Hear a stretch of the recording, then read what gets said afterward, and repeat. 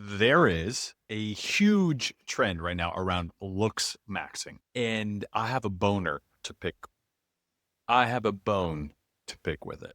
And listen, if your main goal is to look like this and you're willing to put all that effort and that structure in place to achieve it, more power to you. Nothing wrong with that. But most guys watching this right now don't actually want that and don't realize how much time and effort and money it takes to achieve that. They want a relationship that's actually worth their time. They want to attract women.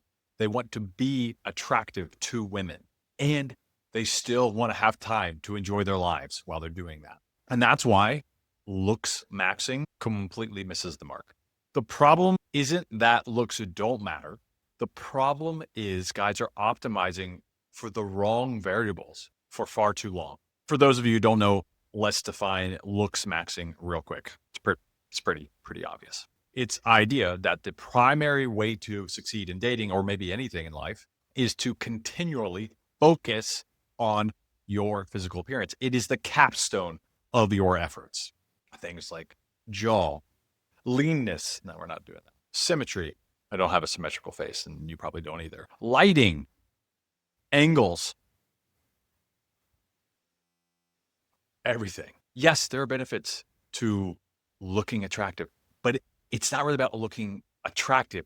It's about, are you healthy or not? It's based off this Blackpill idea that genetics are the end all be all. It supersedes any effort, any intention, any amount of skill proficiency, character, anything you could possibly create from your circumstances. So you're playing poker, you don't get a great hand. Oh, I'm screwed. I might as well not play at all. Bullshit. I agree with part of the premise. Looks matter, but we are not, especially as men, tied to the limitations of our genetics. I don't disagree that looks matter. I disagree that they're the only things that matter. And I disagree with how much time it takes to execute looks maxing. You can do a fraction of it, get all the benefits, and redistribute your time into other things that make you more attractive on a holistic scale with women that are actually worth your time. Every system has diminishing returns. Literally anything you could spend your time on at some point has a drop off where it's probably not worth your time unless you want to be the best in the world at that one thing. Health does, fitness does, money does, dating even does. You might have heard of Pareto's distribution principle. It applies here. The first 20% of effort yields 80% of the results. Basic health, grooming, posture, which mine is literally ass and I still have a girlfriend. Your energy, your openness, your consistency, your zest for life. Do you even live a life that you are excited to share with someone else? All those things give you a ton more benefit than just looks maxing. So if you can do 20% of the effort to get 80% of the result, not only in your appearance, but in everything else I just mentioned, it makes you a better candidate than a man who is just looks maxing. Again, you can structure your life around pure aesthetics, but the probability of burnout beyond the first 20% increases at an exponent every 10% thereafter. Let's be honest about the inputs for a second. First, there's time, food rigidity, social trade-offs, mental bandwidth. And as someone who was the lead health coach under Paul Saladino for a number of years, I've seen tens of thousands of anecdotes. I understand that there's trade-offs. There's trade-offs in everything. But if you could avoid the majority of trade-offs and harness the majority of benefits, why wouldn't you? Seems like a no-brainer, right? We're in a world of social media, the irony, where perception is massively distorted. Our expectations of women are unrealistic if you give into soft core. Am I allowed to say the P word? I guess we'll find out. And you're just following lingerie models on Instagram. None of these things are real. None of them are. You meet these women in public. I have often.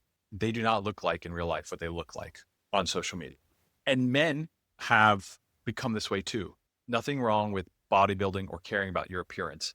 But when it is the only thing that matters to you and you're subconsciously comparing yourself to everybody else, of course, you're going to have to get extreme to stick out. But women actually don't care about that. When you're that extreme, you're competing with other men. You're not doing it for attention from women or even to appear attractive to women. I don't remember the name of the study. I'm not going to take the time to find it. You can if you want.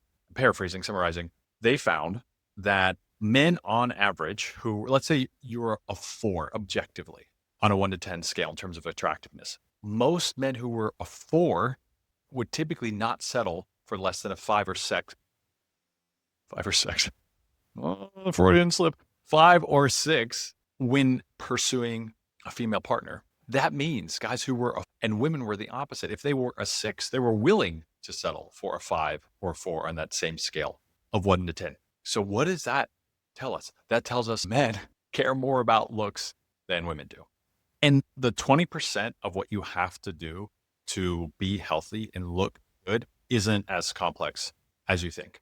I go over the basics of setting your frame, which is getting the 20% nailed down in my book, The Dating Edge. Check it out if you want more information on not only how to do that, but to start dating women you're actually excited about. Between the book and my program, what I found with massive anecdotes for myself and for other men is attractiveness is health. It's communicating all parts of your health. When a man isn't mentally well, you see it in his eyes. When he is really anxious, you can hear it in his words. When his gut is all fucked up because of lack of sleep or eating bullshit or starving himself, his skin doesn't look great. His hair might fall out if he's overloading on gear and other things. And my heart goes out to guys who are experiencing some of these things. But you have to think about what the female mind is looking for. And it's not looking for perfection.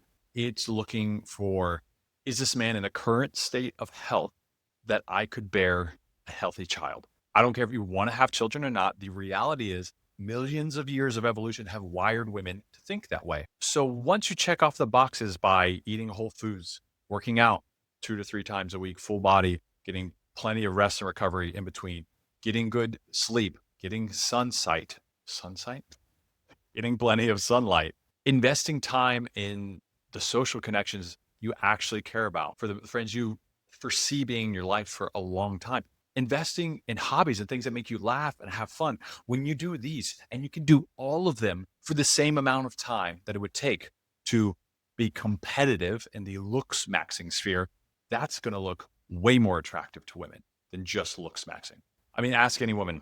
You go up to them and you're like, hey, here's a picture of this absolutely chiseled, jacked unit of a man, but he has no personality. And here's a guy with the dad bod, but he's the best personality. You feel safe. He's funny.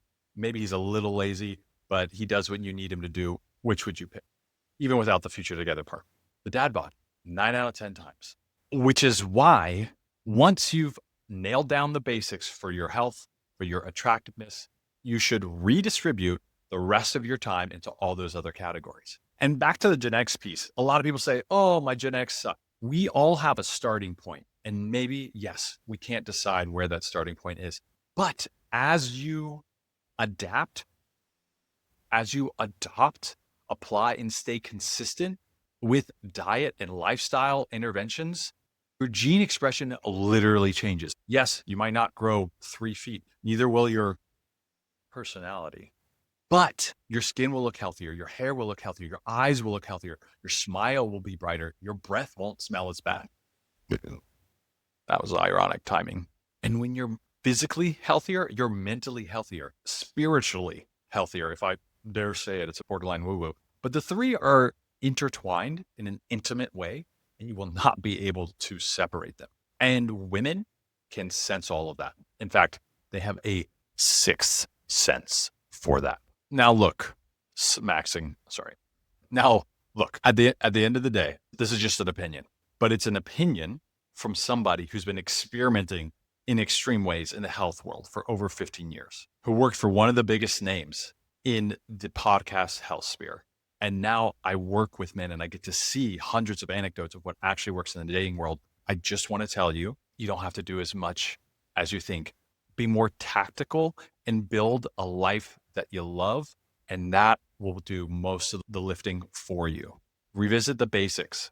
If you're told that your genetics are holding you back, and this is just the hand that you're dealt, if you choose to believe that, you're going to have a miserable life, not just in dating, but in every way. And if you're not sure what actually works, what 20% to do to get 80% of the results, this book is for you. I'm here for you. I love this shit. Deuces.